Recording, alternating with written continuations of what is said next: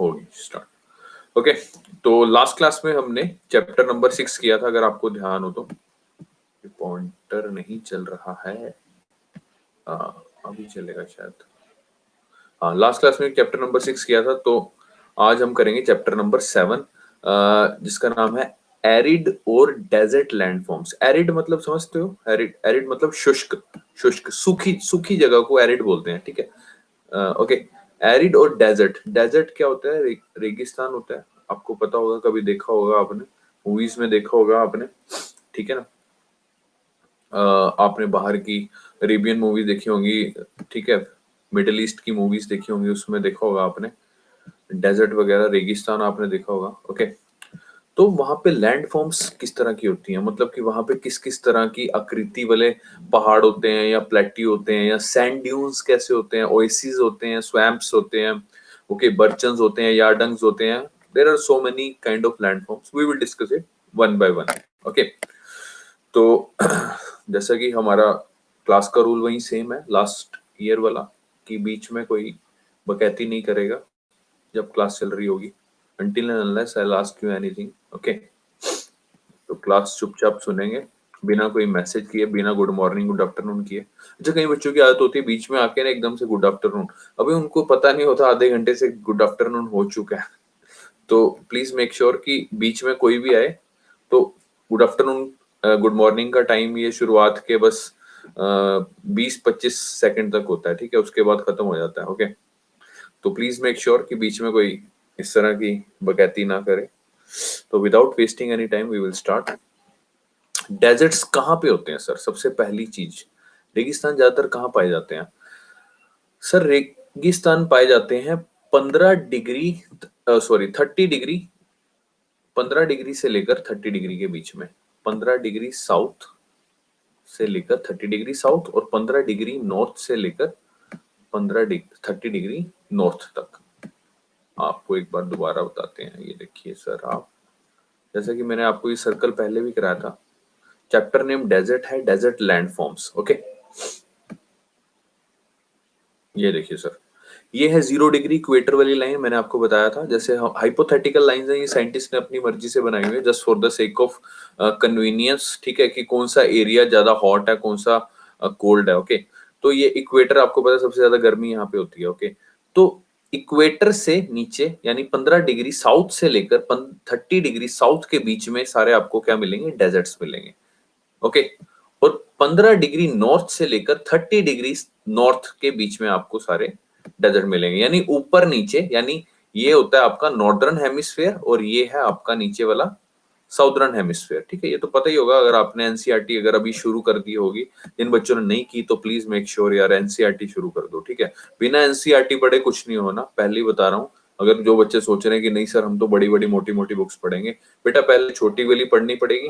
वो कहते हैं ना कि पहले वर्ड्स पढ़ने सीखो, A for apple, A B C D पढ़ोगे, उसके बाद वर्ड्स फॉर्मेशन होगी। डिक्टेशन का पेपर होता होगा बचपन में, ठीक है। Then you will able to make sentences, okay, and then you will able to make paragraphs, ठीक है। you cannot write paragraph in the nursery class, ठीक है। so you have to reach the destination point by one, okay। तो 15 degree north से लेकर 30 degree north के बीच में होते हैं डेजर्ट, और 15 डिग्री साउथ से लेकर 30 डिग्री साउथ के बीच में डेजर्ट्स होते हैं, ठीक है। इंडिया से कौन सी डिग्री वाली लाइन पास होती है? कौन सी पास होती है बताओ यार? अरे बताया था यार, ट्रॉपिक ऑफ कैंसर वाली लाइन पास होती है ना। हाँ, ट्रॉपिक ऑफ कैंसर वाली लाइन पास होती है। ओके, ये चीज ध्यान रखना, ठीक है। तो यानी कि इंडिया भी इसके बीच में आ रहा है, यानी इंडिया में भी डेजर्ट होना चाहिए, जाहिर सी बात है। वेरी गुड, इंडिया के बीच में भी डेजर्ट होना चाहिए, जो कि है कहाँ पे है? राजस्थान में है। कौन सा डेजर्ट है? थार डेजर्ट है। ओके, ठीक है, ये तो अभी हमें पता चल गया कि डेजर्ट्स कहाँ पे पाए जाते हैं, राजस्थान। वेरी गुड भाई साहब। तो ये तो अभी हमें पता चल गया कि नॉर्दर्न हेमिस्फेयर में भी पाए जाते हैं डेजर्ट, रेगिस्तान, और आपके सदर्न हेमिस्फेयर में भी पाए जाते हैं। नॉर्दर्न हेमिस्फेयर में भी, साउदर्न हेमिस्फेयर में भी। 15 डिग्री नॉर्थ से 30 डिग्री नॉर्थ, और 15 डिग्री साउथ से 30 degree south. Now the question is कि हमें पूरी प्रिसाइज लोकेशन बतानी है, ठीक है। उसके बारे में पढ़ेंगे हम। पहली बात जो कि इनके बारे में जो जनरल इंफॉर्मेशन ये है कि दुनिया की 1/5 ऑफ द दुनिया की जो लैंड है वो क्या है, डेजर्ट है। ये चीज ध्यान रखेंगे। 1/5 of the world's land is desert. Desert 3 तरह के होते हैं, कुछ रॉकी होते हैं, चट्टाने होती हैं जहां पे, कुछ सैंडी होते हैं, कुछ स्टोनी होते हैं, स्टोन्स पाए जाते हैं वहां पे। ओके, डेजर्ट की खासियत क्या होती है सर? एब्सोल्युटली बैरन। बैरन समझते हो? बंजर। बंजर समझते हो? बंजर, जहां पे कुछ उगता नहीं है। ओके, कहते हैं ना बंजर जमीन है यार, यहाँ तो कुछ उगता ही नहीं है, बैरन। एब्सोल्यूट बैरन होती है, that is nothing grow at all, जहां पे कुछ भी नहीं उगता, उसको क्या बोलते हैं? True desert. कि ये क्या है सर? True desert. ओके, ये एब्स नहीं लिखे हुए हैं, एब्सोल्यूट है। ओके, कहीं बाद में को सर ये एब्स क्या हो गया, मतलब डेजर्ट के एब्स निकले होते हैं। ठीक है, तो इससे ऐसे भी ध्यान रख सकते हो कि एब्स में खाना पीना नहीं होता कुछ भी, मतलब मरी हुई सी जमीन, मरा हुआ सा होता है ना पेट, वो एकदम, है ना? तो बस ऐसे ही डेजर्ट के भी एब्स निकले हुए हैं। बट यहाँ एब्स का मतलब वो एब्स नहीं है, यहाँ एब्स का मतलब एब्सोल्युटली है। ओके, ड्राइनेस होती है, सूखा होता है, एरिडिटी होती है, यानी शुष्कपन होता है। Okay, deserts are absolutely barren and जहां पे कुछ भी उगता नहीं है, नथिंग ग्रो एट ऑल, उसको ट्रू डेजर्ट बोलते हैं। और डेजर्ट में ड्राइनेस होती है, डी फॉर डेजर्ट है। ओके, ड्राइनेस होती है, एरिडिटी होती है। ओके, इन कॉन्टिनेंटल इंटीरियर्स, यानी कि कॉन्टिनेंट है, सपोज जैसे कि ऑस्ट्रेलिया कॉन्टिनेंट है, नॉर्थ अमेरिका कॉन्टिनेंट है, साउथ अमेरिका कॉन्टिनेंट है, ठीक है, एशिया कॉन्टिनेंट है। ओके, कॉन्टिनेंट के वो कहता है इंटीरियर्स में भी डेजर्ट होते हैं। ओके, इंटीरियर्स में कहां पे? जैसे मिड लैटिट्यूड में डेजर्ट्स होते हैं, जैसे कि गोबी डेजर्ट कहां पे है, कोई बताएगा जल्दी से फटाफट, बिना गूगल किए? कसम लगेगी तुम्हें अगर गूगल किया 2 सेकंड के अंदर। जल्दी जल्दी, किसी को पता है गोबी डेजर्ट? अरे तुक्का ही मार लो। कहां पे है? जलंधर में, अमृतसर में? जल्दी। राजस्थान। जिंदा कैसे हो आप अभी तक? राजस्थान, अफ्रीका। ये देखो सस्ते नशे का असर। China, China, China, China, China, China. Gobi desert मेरे भाई चाइना में, जिसको हम येलो अर्थ के नाम से भी जानते हैं। Okay, we will discuss it later on. Okay, there is another desert called Turkestan. This desert is not in Turkey, just remember this thing. Okay, this is the disputed land basically between China and Asia. Okay, China and ये कौन सी यार country, Russia के नीचे, उनके बीच में disputed है। Okay, 2-3 countries के बीच में, तुर्किस्तान एंड नेक्स्ट वन इज टकला मकान डेजर्ट। टकला मकान डेजर्ट, टकला मकान कहाँ पे है? अच्छा तुक्का मारा था। टकला मकान, टकला मकान भी चाइना में है। Okay, just remember this thing. तो वो कहता है कि कॉन्टिनेंट के इंटीरियर्स में भी होते हैं डेजर्ट। जनरली डेजर्ट आपको वेस्टर्न साइड पे नजर आएंगे, वेस्ट साइड में। ये देखो, ये भी वेस्ट साइड में है डेजर्ट, ये भी देखो वेस्ट साइड में। वेस्ट ईस्ट का तो पता है ना मेरे भाई, है कहीं पूछो बाद में। ये देखिए सर, ये भी वेस्ट में है, थोड़ा सा कॉन्टिनेंट के इंटीरियर में भी है। ये भी वेस्ट साइड पे है, ये इधर भी वेस्ट साइड पे है, ये इधर भी वेस्ट साइड पे है। इसको वेस्ट ऑस्ट्रेलियन डेजर्ट भी बोलते हैं और ग्रेट सैंडी सिम्पसन डेजर्ट भी बोलते हैं। ओके, ये जो कॉन्टिनेंट के इंटीरियर में है वो ये है सर आपके गोबी डेजर्ट, टकला मकान डेजर्ट, तुर्किस्तान डेजर्ट भी यहीं पे है। ओके, तो कुछ डेजर्ट है, ये देखिए यहाँ पे भी डेजर्ट है, ये भी वेस्ट साइड में है। ठीक है, वेस्ट ही क्यों है इसका भी रीजन बताया जाएगा। बिल्कुल बिल्कुल, वेरी गुड क्वेश्चन। वेस्ट ही क्यों है इसका रीजन बताया जाएगा। वेस्ट इसलिए है, हल्का सा बता देता हूँ, क्योंकि वेस्ट साइड पे ही आपके क्या होते हैं? कोल्ड करंट्स होते हैं, कोल्ड करंट्स। आपने इसकी क्या कहते हैं, मैप की बुक ली होगी, उसमें एक अलग से पेज होगा बीच में ही, कोल्ड करंट वार्म करंट का एक पेज होगा। आई थिंक 87 86 नंबर, अगर एटलस की ली हुई, ऑक्सफोर्ड की ली हुई अगर आपने 87, हाँ एटलस में होगा, हाँ 80-87 पेज होगा, 87 पेज नंबर पे होगा या 86 पेज नंबर पे, या 85 पे होगा, ऐसे कुछ है पेज नंबर। उस पे करंट्स नहीं होंगे। तो कोल्ड करंट्स होते हैं। कोल्ड करंट्स क्या करते हैं कि पानी में होता है बेसिकली। ठीक है, कोल्ड करंट बोलते हैं उसको, हम डिस्कस करेंगे जब हम करंट्स करेंगे।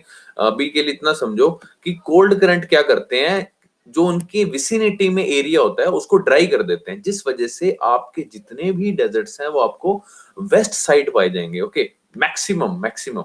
ओके, और ये कितने से कितने, 30 डिग्री साउथ से 30 डिग्री नॉर्थ, यानी कि to be very precise 15 degree north से लेकर 15 डिग्री 30 डिग्री नॉर्थ तक, और 15 डिग्री साउथ से लेकर 30 डिग्री साउथ तक। ठीक है, ये देखो बीच में इक्वेटर के बिल्कुल क्लोज में बहुत ही रेयर है। ओके, ये सारे 15 डिग्री से 30 डिग्री के बीच में है, बीच में नहीं है इतने खास। ओके हाँ, जैसे कि मैंने आपको बताया, desert lie in trade wind belt known as trade wind desert और ट्रॉपिकल हॉट डेजर्ट। अब ट्रेड विंड क्या है, आपको पता होगा कि चलो आपको दिखा देते हैं, शायद डायग्राम बनाया हो। ये जैसे कि इक्वेटर है, इक्वेटर से लेकर 30 डिग्री के बीच में जो विंड्स ब्लो करती है उसको ट्रेड विंड्स बोलते हैं। अगर आपने पढ़ा हो, आपके इसमें मिलेगा, आपको एनसीईआरटी में मिलेगा अगर आपने पढ़ा हो ध्यान से। ओके, और इक्वेटर से 30 डिग्री साउथ के बीच में मिलेगा आपको ट्रेड विंड्स, ठीक है। यानी ऊपर 30 से लेकर नीचे 30 के बीच में जो विंड्स ब्लो करती हैं, इस एरिया में जो विंड्स ब्लो करती हैं वो कौन सी है, trade wind.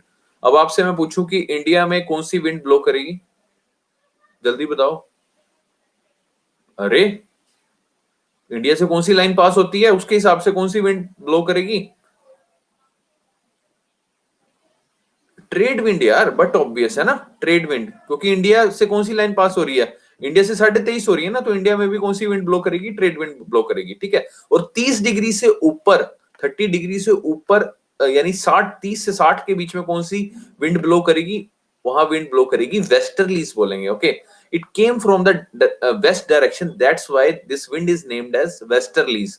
Just remember this name, we will discuss it later on, जब हम विंड्स के बारे में डिस्कस करेंगे। Okay, till then just keep this thing in your mind कि 30 डिग्री नॉर्थ से लेकर 30 डिग्री साउथ के बीच में trade winds, then 30 degree north से लेकर 60 डिग्री नॉर्थ के बीच में वेस्टर्लीज, और नीचे भी 30 से 60 के बीच में वेस्टर्लीज। ओके, और उसके बाद 60 से 90 के बीच में, यहाँ पे 90 होता है पोल पे, आपको पता हो शायद, पोलर ईस्टर्लीज, क्योंकि it came from the east direction, और 60 से 90 ऊपर भी पोलर ईस्टर्लीज। ओके, तो अभी के लिए, इस चैप्टर के लिए अभी हमने इतना समझना है कि ये ट्रेड विंड्स डेजर्ट इसलिए बोलते हैं क्योंकि इस एरिया के बीच में, यानी 30 डिग्री से 30 डिग्री साउथ के बीच में ट्रेड विंड्स ब्लो करती हैं। That's why desert lie in trade wind belt is known as trade wind desert or also known as tropical hot desert. Okay, they all lie in the western continents, जैसा कि मैंने आपको बताया western continents में मिलेंगे आपको जितने भी डेजर्ट्स हैं आपको।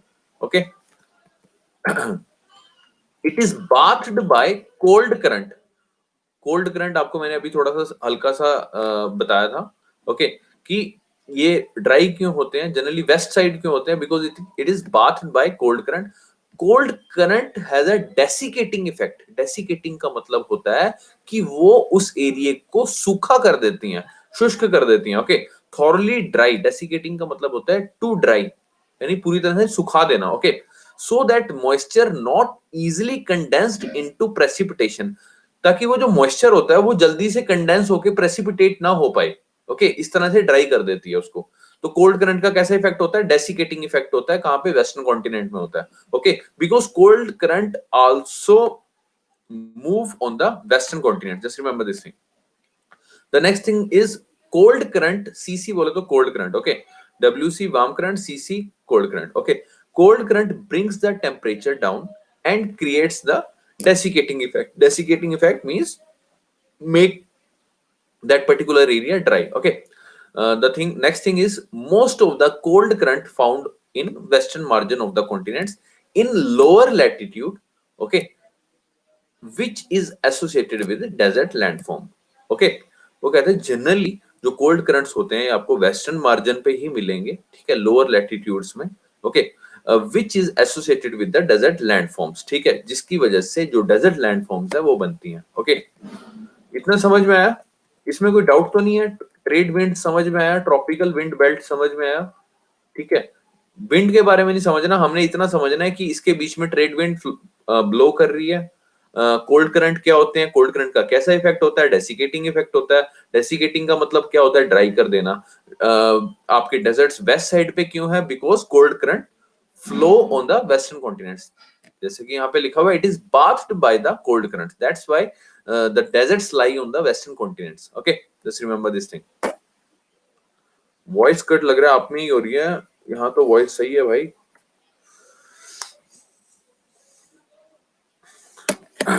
आप एक बार रिफ्रेश कर लो, आई थिंक वॉइस में दिक्कत होती तो सभी का मैसेज आ जाता।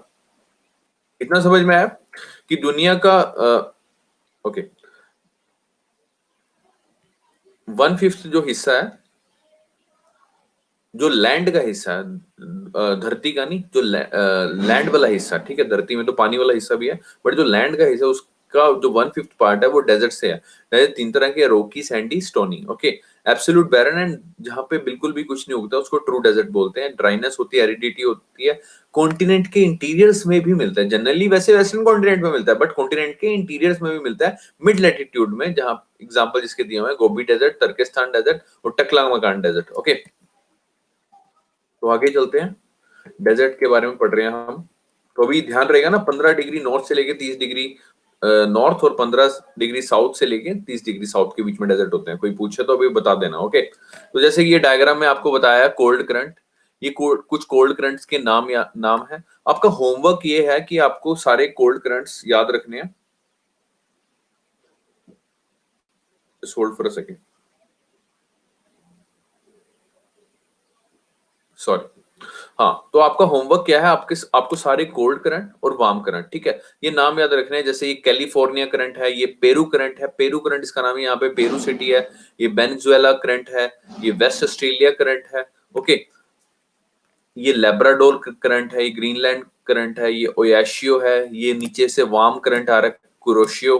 ये चीज ध्यान रखेंगे, जहां पे वार्म और कोल्ड करंट जहां पे मीट करते हैं, वो क्या होती है, बेस्ट फिशिंग एरिया। मतलब यहाँ पे अच्छी तादाद में आपको मछली मिलती है। Okay, just remember this thing, यहाँ पे कोल्ड और वार्म करंट मीट करते हैं, ठीक है, क्योंकि यहाँ पे बेस्ट फोगी सिचुएशन होती है, ठीक है, काफी धुंध वुंध पड़ती है, ठीक है, और ये बेस्ट फिशिंग ग्राउंड माना जाता है, जहाँ पे, हाँ, ब्लू एरो कोल्ड करंट है, जी जी, और रेड एरो आपका वार्म करंट है। आपकी जो एटलस वाली बुक होगी उसमें भी दिया होगा वार्म करंट और कोल्ड करंट, ठीक है। वैसे हम लोग चैप्टर करेंगे वार्म करंट और कोल्ड करंट के बारे में। ड्रिफ्ट भी होती है, ठीक है, इक्वेटोरियल करंट होता है, काउंटर इक्वेटोरियल करंट होता है, 3-4 तरह के करंट होते हैं। करंट होता क्या बेसिकली, वो हमारा चैप्टर इसी में, जीसी लॉन्ग में चैप्टर है, तो पूरी अच्छी तरह मस्त तरीके से समझाया जाएगा, ठीक है। अभी सिर्फ आपने रटना है। ओके, रटने के लिए मैं आपको बोल रहा हूँ, समझाऊंगा मैं आपको बाद में। आपका ये होमवर्क है, और इस तरह से ना डायग्राम बना लेना, इस तरह से, मतलब बिल्कुल प्रिसाइज नहीं बनाना, ठीक है ना, एक ऐसे ही मतलब रफ सा बना लेना कि इस तरह से नॉर्थ अमेरिका बना लिया, नीचे साउथ अमेरिका, अफ्रीका, इधर एशिया, ओके, इधर ये ऑस्ट्रेलिया बना लिया छोटा सा, इधर न्यूजीलैंड बना लिया, ठीक है, और साइड में ये करंट्स बना दिए। Okay, repeat homework. होमवर्क ये है देवी जी, आपने वार्म करंट और कोल्ड करंट का इस तरह से, जो आपकी एटलस में डायग्राम है वो लिखना है, वो इस तरह से ड्रा करना है, सॉरी। ओके, उसमें काफी सारे दिए होंगे, यहाँ पे कम दिए हुए हैं, उसमें काफी सारे दिए होंगे, तो please make sure about the direction, आपने इनकी डायरेक्शन देखनी है, ठीक है। ये साउथ से नॉर्थवर्ड की तरफ मूव कर रहे हैं जो कोल्ड करंट है, और जो वार्म करंट है वो नॉर्थ से साउथ की तरफ, ठीक है, इक्वेटर की तरफ मूव करेगा ये हमेशा, कोल्ड करंट होगा, ये देख लो, कोल्ड करंट हमेशा इक्वेटर की तरफ मूव करेगा, और ये जो वार्म करंट होगा ये इक्वेटर से पोल की तरफ मूव करेगा, देख लो, ये इक्वेटर से पोल की तरफ मूव कर रहा है। ओके, तो ये चीज ध्यान रखनी है। तो इस तरह से देखना है आपके बारे में, R&D करना है इसके बारे में। वैसे तो हम क्लास में समझाएंगे, बट स्टिल अगर एक बार आप पहले पढ़ लोगे तो आपको आसानी हो जाएगी थोड़ी सी समझने में। ओके ओके, एनीवेज आगे चलते हैं। तो जैसा कि यहाँ लिखा हुआ है, winds and water eroding elevated Uplands, मतलब जो हवा होती है और पानी होती है, आपको पता है इरोड करती है, इरोजन करती है, plus transport the worn of material, यानी कि जो भी इरोड किया होता है उसको ट्रांसपोर्ट करती है, यानी उड़ा के ले जाती है या बहा के ले जाती है, ठीक है, एंड डिपोजिटिंग देम एल्सवेयर, और कहीं पे भी डिपॉजिट कर देती है, ठीक है। तो उस वजह से 5 अलग अलग तरह की डेजर्ट लैंडस्केप बनते हैं, ठीक है, डेजर्ट लैंडफॉर्म कह लो या लैंडस्केप कह लो। ओके, तो अलग अलग तरह के बनते हैं, तो वो एक एक करके डिस्कस करेंगे, ठीक है। सबसे पहला है सर डेजर्ट, जिसका नाम है हमाडा डेजर्ट, जिसको बोलते हैं, और रॉकी डेजर्ट बोलते हैं, ठीक है, यानी कि जहां पे large stretches of bare rocks, sand और डस्ट होती है, उसको क्या बोलते हैं, रॉकी डेजर्ट, ठीक है। एक्सपोज्ड रॉक, मतलब कि रॉक्स होती हैं, चट्टाने होती हैं जो कि स्मूथ्ड होती हैं, ठीक है, क्योंकि हवा उसके इरोड करती रहती है, और पॉलिश्ड होती हैं। Okay, and region is bare and sterile, sterile means बंजर, आपको पता ही है।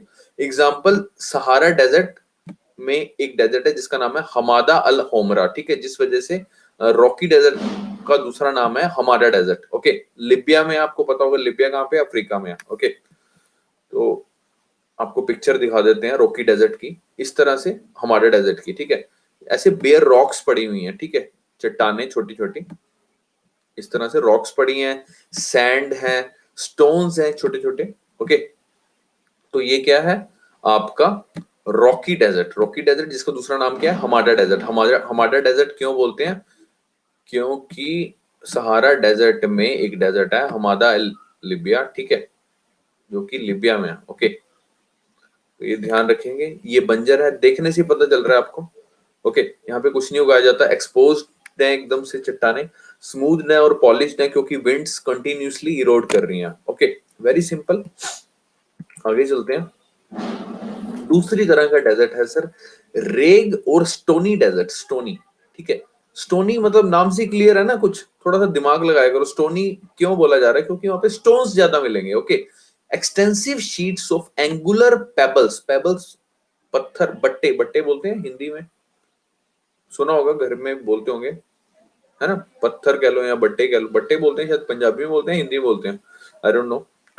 और ग्रेवल्स होते हैं, ठीक है, छोटे छोटे से पत्थर, which winds are not able to blow off, जो कि हवा, बंटे नहीं होए बंटे तो अलग चीज होगी। हाँ जी, हाँ जी, वट्टे वट्टे, वट्टा वट्टा मारा तेरे सिर च, है ना, ऐसे कुछ बोलते हैं ना। आ जाओ आ जाओ आ जाओ आ जाओ, वो देखे होर, होर मतलब गिरे हुए शब्द बोल रही है, रोड़ा आ जाओ आ जाओ आ जाओ आ जाओ, देवी जी आ जाओ मतलब हाथ उंगली पकड़ाने की देर है, ये गर्दन तक पहुंच जाते हैं बच्चे ना, इतने मतलब नटखट है यहाँ के anyways, come to the point. तो लिखा हुआ है extensive sheets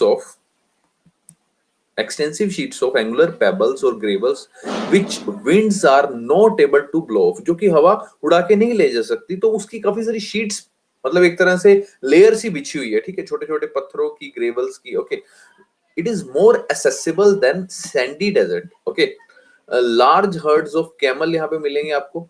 ओके, अफ्रीका में बेसिकली पाए जाते हैं ज्यादातर स्टोनी डेजर्ट, जिनको रेग बोलते हैं, रेग, ठीक है, वहां की स्थानीय भाषा में उसको रेग बोलते हैं। ओके, ये आपको पिक्चर में भी दिखा देते हैं स्टोनी डेजर्ट। ये देखिए सर, इस तरह के स्टोन्स पाए जाते हैं, स्टोन्स और ग्रेवल्स कह लो, अफ्रीका में इसको रेग बोलते हैं। जस्ट रिमेंबर दिस थिंग, रेग, ठीक है। हमाडा पता चला, हमाडा और रॉकी। अब दूसरा क्या है, रेग और स्टोनी, ठीक है। ये आपको पिक्चर दिमाग में याद रहेगी ना, सिर्फ आपने रेग की पिक्चर याद रखनी है बस, अपने आप ही वहां पे दिमाग चल जाएगा। हाँ, क्या था वहां पे, एक्सटेंसिव सी शीट थी, मतलब एक तरह से लेयर सी बिछी हुई थी, एंगुलर पेबल से, एंगुलर मतलब कि एंगल से बने हुए, किसी के कुछ एंगल, किसी कुछ एंगल, ठीक है। ग्रेवल्स थे, which winds are not able to blow, हवा नहीं उड़ा के लेके जा सकती उनको। It is more accessible than sandy desert, ठीक है ना, मतलब सैंडी डेजर्ट में इतने नहीं मिल पाते जितने यहाँ पे मिलते हैं, और कैमल्स यहाँ पे होते हैं मैक्सिमम, ठीक है। अफ्रीका में स्टोनी डेजर्ट को क्या बोलते हैं, रेग, बस इतना सा। उससे पहले हमने क्या पढ़ा, हमाडा और rocky desert, large stretches of bare rocks, sand और डस्ट, यानी बेयर रॉक्स इस तरह से पड़ी हुई हैं, काफी बड़ी बड़ी, ठीक है, वहां थोड़े छोटे छोटे हैं, ये चीज ध्यान रखना, ठीक है ना वहां स्टोन्स हैं, वहां पे रॉक्स हैं। ओके, उसके बाद हमने पढ़ा सर, पढ़ेंगे अर्ग, यानी रेग कोई उल्टा करके क्या बन गया, अर्ग। अर्ग का मतलब होता है सी ऑफ सैंड, यानी कि मिट्टी का समुद्र, sea of sand, sandy desert भी बोलते हैं इसको। Okay, winds deposit vast stretches of undulating sand dunes in the heart of desert, ठीक है, मिट्टी के इस तरह से गुंबद से बन जाते हैं। ओके, तो वो क्या बन जाएगा, सी ऑफ सैंड। जैसे कि आपको दिखा देते हैं, आपने पिक्चर में भी देखे होंगे, ये देखिए सर, ये है अर्ग, जहां काफी सारे आपको सैंड ड्यून्स नजर आएंगे, ठीक है ना, इस तरह से गुंबद, मिट्टी के गुंबद, ठीक है, vast stretches of sand. Okay, अरे देवी जी, बिना आपके कहीं रिपीट कर देते हैं हम स्क्रीनशॉट, ठीक है, टेंशन ना लो प्लीज, ठीक है, ये होएगा, लास्ट में होगा, कोई नहीं, टेंशन ना लो आप, ठीक है। हाँ, तो ये समझ में आएगा, vast stretches of sand dunes, ये देखो सर, काफी सारे सैंड ड्यून्स नजर आ रहे हैं आपको। ओके, तो डेफिनेशन दोबारा पढ़ेंगे। अर्ग का क्या मतलब होता है, सी ऑफ सैंड, यानी मिट्टी का समुद्र, ठीक है ना। Winds deposit vast stretches of undulating मतलब उबड़ खाबड़ इस तरह से, है ना, undulating sand dunes in the heart of desert, ठीक है। एग्जाम्पल नामीब डेजर्ट कहाँ पे है, जल्दी से बताओ, जल्दी से, जो बताने वाले को इज्जत की जाएगी फुल 2 हफ्ते लगातार, क्लास शुरू होने से पहले 10 बार नाम लिया जाएगा उसका और अलग से हौसला अफजाई की जाएगी बिना देखे। लेकिन है कोई इज्जत के काबिल, कोई करवाना चाहता है अपनी इज्जत बिना देखे, तुम्हें कसम लगेगी खुदा की। राजस्थान, साले नाम से नहीं पता चल रहा, नैमिब डेजर्ट है राजस्थान में, कहां से होगा। इतने हमारे यहाँ नॉर्मल नाम होते हैं। अफ्रीका, बिल्कुल सही, किसने बताया, शिवम ने। अरे अफ्रीका तो बच्चों को पता है, अफ्रीका में कहाँ पे है ये बताना है, तभी इज्जत होगी। यार नैमिब डेजर्ट कहाँ पे होगा, नामीबिया में होगा ना, हाँ बिल्कुल, बट ऑब्वियस आंसर, अफ्रीका की पढ़े नहीं क्या आपने कंट्रीज। तो सही आंसर दिया है शिवम ने। शिवम बिना टेपे दिया, आई होप। शिवम, गुरप्रीत, कोमल, आपने बिना टेपे दिया। ईमानदारी से बताना मेरे भाई, ईमानदारी से, कसम लगी, देख लो भाई, देख लो। पेपर में पेन तुम्हारा काम करना बंद कर देगा अगर झूठ बोलोगे तो।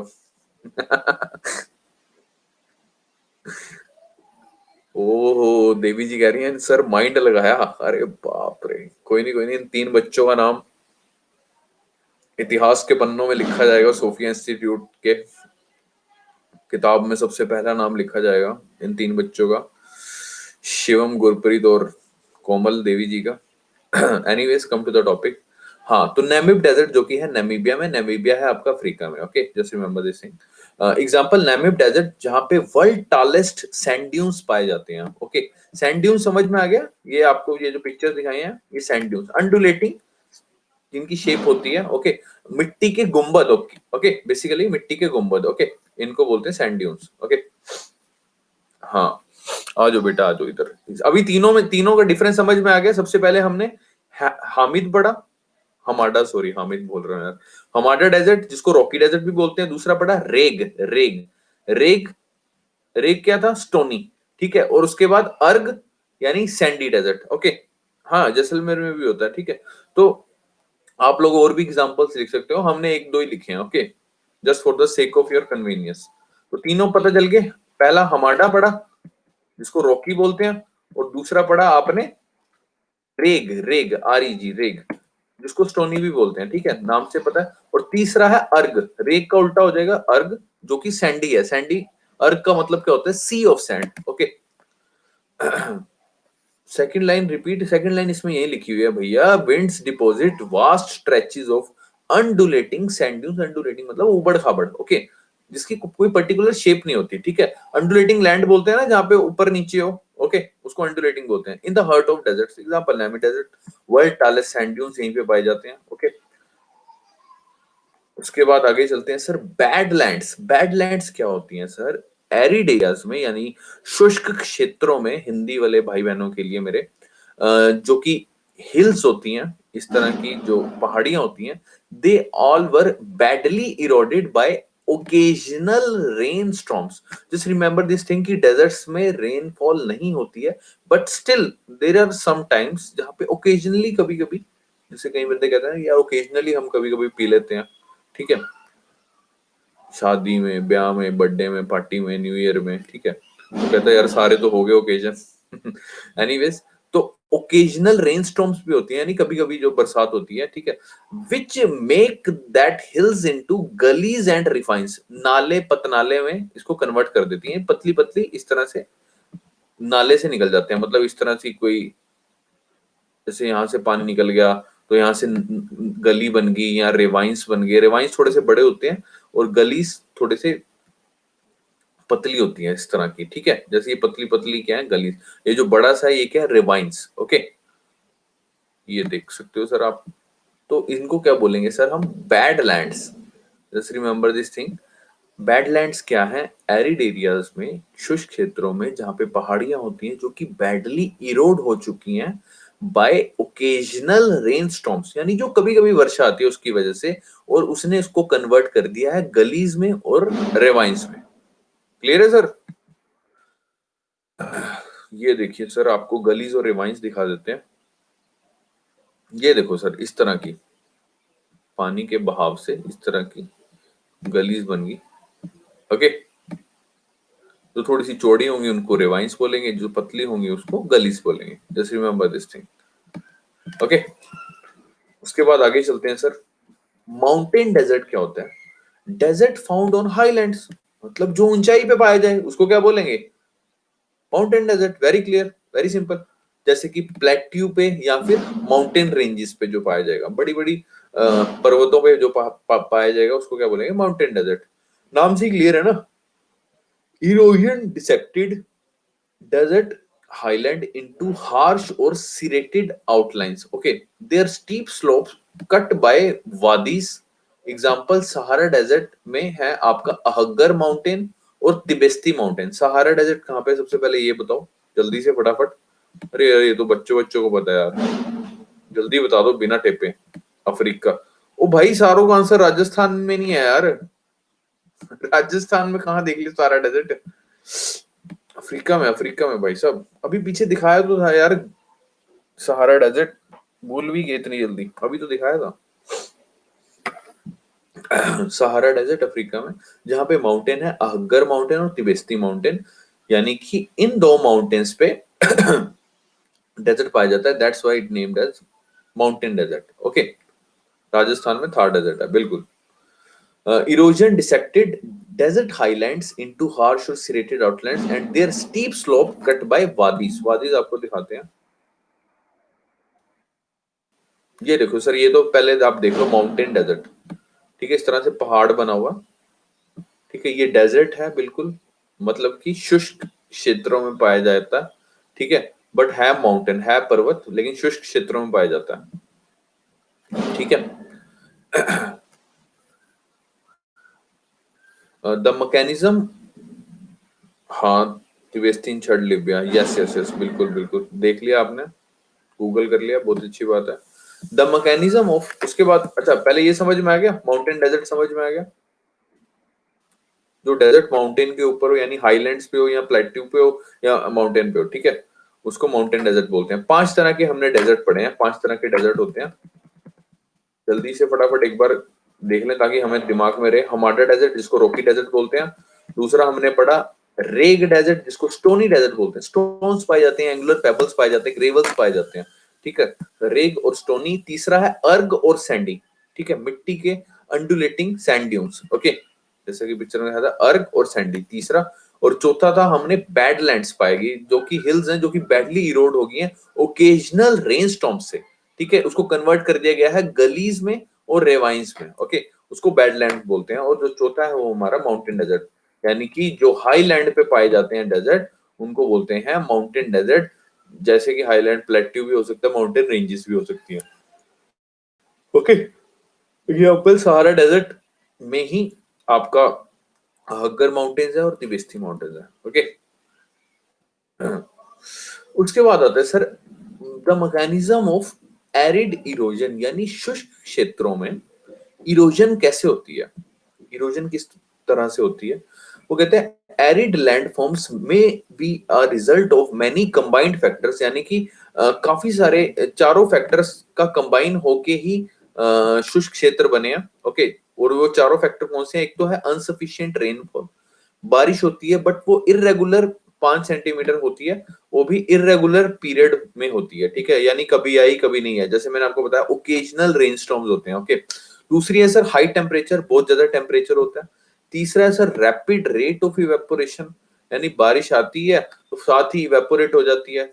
ओके, और चौथा है सर आपका सब एरियल डेन्यूडेशन।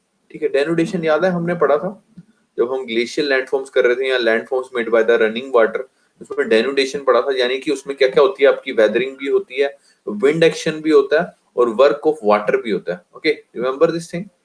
हाँ, पढ़ी थी ना, याद है, चलो शुक्र है आपको। वेदरिंग पड़ी थी, विंड एक्शन, तो ये चारों मिलके ही डेजर्ट लैंडस्केप को एक शेप देते हैं। ओके, मतलब डेजर्ट लैंडस्केप बनाते हैं, मतलब उस पे लैंडफॉर्म्स बनाते हैं। ये चारों factor, insufficient rainfall, high temperature, rapid rate of evaporation और सब एरियल डेनुडेशन। आगे चलते हैं। तो इनमें से जो वेदरिंग है वो बहुत ही इंपॉर्टेंट फैक्टर है। It convert rock into sand, जो कि चट्टान को मिट्टी में तब्दील कर सकता है। ठीक है, तो वेदरिंग बहुत ही इंपॉर्टेंट और ताकतवर फैक्टर है इसमें। दूसरी है सर लो रेन। लो रेन क्या होती है? कम वर्षा, जो कि रॉक के बीच में पेनिट्रेट हो जाती है। किसी भी चट्टान है, चट्टान जैसे पोरस सैंड, पोरस चट्टाने होती हैं, पोरस समझते हो, जिसमें पोर्स होते हैं। ठीक है, इसके बीच में पानी जम जाता है। हाँ, लैंड स्पेस,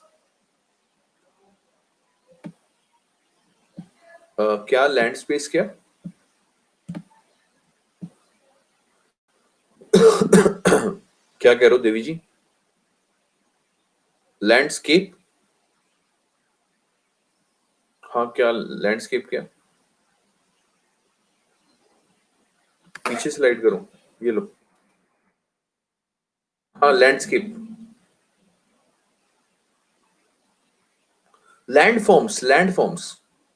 डेजर्ट लैंडस्केप यानी डेजर्ट लैंडफॉर्म्स, यानी डेजर्ट पे जो अलग अलग तरह की लैंडफॉर्म्स होती हैं, जैसे अभी आपको बताएंगे, जैसे मशरूम रॉक होती है। ठीक है, इस तरह से क्रेसेंट मशरूम समझते हो? मशरूम की सब्जी खाई होगी बचपन में आपने, शादियों में भी खाया होगा मशरूम डुप्लेक्स। ठीक है, इस तरह से शेप होती है। तो डेजर्ट्स में इस तरह से लैंडफॉर्म्स बनती हैं। ठीक है, तो इन्हीं को ही लैंडस्केप बोला जाता है। ओके, अभी भी खाते हैं? अरे वाह सर, आप तो बहुत अमीर हो देवी जी। आ जाओ, आ जाओ, इधर आ जाओ। तो कम वर्षा क्या होती है, क्या कहते हैं, रॉक्स में पेनिट्रेट हो जाती है। रॉक्स में क्यों पेनिट्रेट होती है? क्योंकि पोरस रॉक होती है। और जब पोरस रॉक में पानी चला जाएगा, पेनिट्रेट हो जाएगा, तो क्या होगी सर आपकी? Chemical reaction. Just remember this thing, low rain penetrate deep into the rocks which set up the chemical reaction. ठीक है, और तीसरी क्या चीज आती है? इंटेंस हीटिंग, जो कि दिन में होती है। और रैपिड कूलिंग कब होती है? आपकी नाइट में होती है, बाय रेडिएशन। ठीक है, which led to the stresses and which led to the formation of cracks। ठीक है ना, पहले गर्म हुई, ठीक है, एक्सपेंड होगी, फिर सॉरी, पहले गर्म हुई, सिकुड़गी, फिर ठंडी होगी, फिर थोड़ी सी फैलगी। ठीक है, तो जिस वजह से स्ट्रेसेस होंगे ना, रॉक में स्ट्रेस पैदा होगा, और जिस वजह से क्रैक जनरेट हो जाएंगे। ठीक है, उसके बाद आती है हीटिंग ऑफ रॉक्स। जब रॉक चट्टाने जब गर्म होती है, इससे क्या होता है? Outer surface expand and peels of in successive very thin layers, जैसे कि सॉरी, हाँ सॉरी, जैसे कि ऑनियन पीलिंग प्रोसेस। प्याज होता है, प्याज, लड़कों को पता होगा प्याज, लड़कियों को भी पता होगा शायद। जो मैगी के अलावा सब्जी बनाना जानती है, उनको, उन लड़कियों को पता होगा प्याज के बारे में। पता होगा शायद, प्याज, प्याज नाम की चीज होती है एक लाल से रंग की, उसके ऐसे कपड़े उतारते हैं, तो उस प्रोसेस को क्या बोलते हैं? पील ऑफ करते हैं प्याज के, जो क्लॉथ्स उतारते हैं तो उसको पील ऑफ करते हैं, उसको क्या बोलते हैं? एक्सफोलिएशन। ठीक है, तो रॉक्स की भी इस तरह से एक्सफोलिएशन होती है। ओके, पता होगा कुछ देवियों को भी, सज्जनों को तो पता ही होना चाहिए। लड़के कर लेते हैं यार काम आजकल के, ये लड़कियां नहीं करती, लड़कियों को नहीं पता होता प्याज व्याज क्या होता है। कईयों को तो ये नहीं पता होता धनिया पुदीने में क्या फर्क है। अरे मम्मी, ये तो धनिया भी सेम ही रंग का है, पुदीना भी सेम ही रंग का है, तो अलग अलग क्यों? आज आज आज वो कह रही सब कुछ पता है। लड़कों को पता होता है थोड़ा, लड़के। हाँ, आज आज तो कहने का मतलब ये है। अरे यार, तुमने मेरे को एक बात नहीं बताई यार, मेरे को कल वो पीछे तुम्हारा टेस्ट हुआ था इकोनॉमिक्स का, तुमने बताया नहीं तुम्हारे कितने, किसके कितने नंबर आए, कौन, मतलब बताया नहीं यार, गलत बात है यार तुमने। कैसा पेपर, कैसा हुआ था? ठीक हुआ था पीछे जब रवि सर ने लिया था? याद है कुछ पेपर लिया था पिछले साल की बात? अबे पीछे लिया था यार रवि सर ने, कॉम्प्रिहेंसिव टेस्ट लिया था। बोल रहा है वो, तो कह रहे नहीं हुआ। उसमें इकोनॉमिक्स के क्वेश्चन भी आए थे। अरे नहीं नहीं, ऑनलाइन टेस्ट लिया था इधर क्लास में ही यार तुम्हारा, मतलब शुरुआत में लिया था या पता नहीं कब लिया था। सीपीएफ वाला नहीं, हाँ लिया था, याद आ गया। हाँ हुआ था ना, एक ही बार हुआ है मेरे ख्याल से, हाँ बड़ी पहले लिया था। कैसा हुआ था, क्या नंबर वंबर आए थे, कैसे बेइज्जती बेइज्जती करवा दी तुमने? हाँ फर्स्ट टेस्ट, हाँ हाँ हाँ। करा था क्या कुछ, नंबर वंबर आए थे क्या? कोमल ने टॉप किया था, अच्छा। इकट्ठे नंबर, सर जी। इज्जत भी थी ग्रुप में। अच्छा तुम सेकंड आई थी, अच्छा। नहीं क्या सर ठीक हो गए थे, क्वेश्चन वोश्चन कोई दिक्कत तो नहीं आई थी? मेरे को तो कल पता चला वहां मीटिंग में। अच्छा फुल इज्जत करवा दिया, और बस ठीक है यार, बस बस तुम फोर्थ आए थे भाई। दिल से, दिल से सल्यूट है भाई सभी को, जिन्होंने इज्जत रखी है हमारी। तो मैं क्या बेइज्जती बेइज्जती तो नहीं करवा दी भाई? कह रहे हो पता नहीं इकोनॉमिक्स में क्या दे दिया सर, समझ ही नहीं आ रहा, ऐसा तो नहीं कुछ हुआ? मेरे को तो सर ने बताया कि सर ऐसे ऐसे इकोनॉमिक्स का भी टेस्ट लिया था। मैंने कहा अरे बताया भी नहीं सर आपने, हमारे बच्चों को एकदम से युद्ध में खड़ा कर दिया। बेचारे अभी इकोनॉमिक्स ढंग से बोलना भी नहीं सीखे थे। अच्छा इजी था, चलो शुक्र है भाई, इजी लग रहा है, ठीक है ठीक। मतलब अच्छा फीलिंग आई थी, सॉफ्ट फीलिंग आई थी थोड़ी, अच्छा महसूस हुआ था, है? फिर ठीक है, चलो। मैं तो टेंशन ले रहा था, मैंने कहा यार हमारे बच्चे बेचारे नाबालिग एकदम, इन्हें कुछ भी नहीं पता इकोनॉमिक्स का, इनका बेचारों का कहाँ टेस्ट ले लिया। वो कह रहे सर टेस्ट ले लिया, और कह रहे सर बच्चे छा गए आपके। मैंने कहा अच्छा, मैंने कहा बताया भी नहीं हमें। चलो अच्छी बात है, anyways come to the topic. तो भाई मेरे इरोजन की बातें हो रही थी, इरोजन की बातें हम लोग हर लैंड फॉर्म्स के जितने भी चैप्टर किए हैं ना, सब में किए हैं, सब में पढ़ा है, ठीक है। वेदरिंग पता है आपको, जिसने चट्टान को मिट्टी में तब्दील कर दिया, ठीक है। दूसरा लो रेन सॉल्यूशन का एक तरह से काम करती है, केमिकल रिएक्शन सेटअप करती है। जो बारिश का पानी होता है ना, वो रॉक में पेनिट्रेट हो जाता है, और चट्टानों के बीच में केमिकल रिएक्शन होती है। जैसे कि मैंने आपको यार याद हो पिछली स्लाइड में भी बताया हुआ था, जैसे कि एक लोहे का एग्जांपल लिया हुआ था, लोहे के ऊपर जब पानी पड़ता रहेगा वो तो रस्टिंग हो जाएगी ना, उसकी केमिकल रिएक्शन हो जाएगी, ओके। सिमिलरली इंटेंस हीटिंग दिन में हुई, रात में ठंडी होगी, रैपिड कूलिंग होगी, ठीक है, रेडिएशन की वजह से। रेडिएशन समझ रहे हो, धूप सूरज की जो रेडिएशन पड़ती है, ओके, जिसकी वजह से स्ट्रेसेस पैदा होंगे, मतलब कि इस तरह से रॉक थोड़ी सी फूलने लगेगी, थोड़ी और कुछ समय बाद उसमें क्रैक्स आ जाएंगे, ओके। उसके बाद heating of rocks led to the outer surface expands, which led to the peel off in successive very thin layers। और कुछ समय बाद उसकी लेयर्स जल्दी से पील ऑफ होंगी, जैसे कि ऑनियन पीलिंग प्रोसेस में होता है, जिसको ऑयल सॉरी एक्सफोलिएशन बोलते हैं, ओके। आजो भाई आजो इधर, दांत ही दिखाई जा रहे हो। उसके बाद आते हैं sir action of winds in desert, यानी हवा का किस तरह से रेगिस्तान में प्रभाव होता है, उसके बारे में हम चर्चा करेंगे। अभी तक बताओ, अभी तक कोई डाउट है क्या? अभी तक 5 तरह के डेजर्ट पड़े, हमारा डेजर्ट, रॉकी डेजर्ट, अर्ग, और जिस सॉरी रेग रेग, और जिसको हम बोलते हैं स्टोनी डेजर्ट, और अर्ग जिसको सैंडी। उसके बाद हमने पढ़ा बैडलैंड्स जो कि कन्वर्ट करेगा रेवाइंस और गलीज में। उसके बाद हमने पढ़ा माउंटेन डेजर्ट, ओके। अभी तक इसमें कोई डाउट है? उसके बाद हमने ये पढ़ा कि कौन कौन से फैक्टर एरिड इरोजन करेंगे। ये 5 4 फैक्टर हैं इंपॉर्टेंट, जो कि डेजर्ट लैंडस्केप को फॉर्म करेंगे, ओके। उसके बाद हमने पढ़ा है action of winds in desert, यानी हवा का किस तरह से प्रभाव है रेगिस्तान में, उसके बारे में पढ़ना है, ओके। क्लियर है, चलो शुक्र है मेरे भाई, क्लियर है तुम्हें। यार थोड़ा सा जलपान कर लूं मैं, 1 सेकंड, मेरा गला सूख रहा है, 1 सेकंड में वो बोतल लेके आया, बस 1 सेकंड में, हाँ हिलना मत, हाँ 1 सेकंड।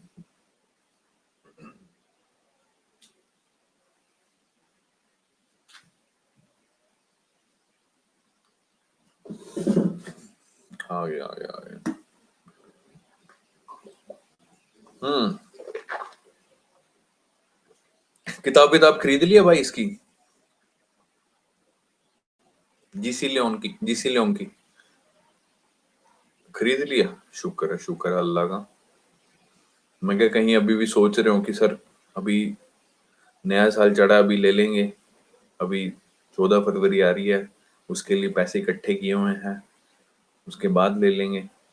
तो भैया मेरे ऐसा है, 14 फरवरी हर साल आती है, ठीक है। उम्र निकल जाएगी, 14 फरवरी तो बाद में भी बना लोगे, आईएएस बन गए तो एक बार, ठीक है ना। तो अपना ध्यान लगाएं इधर किताबों की तरफ और इंस्टीट्यूट का नाम रोशन करें।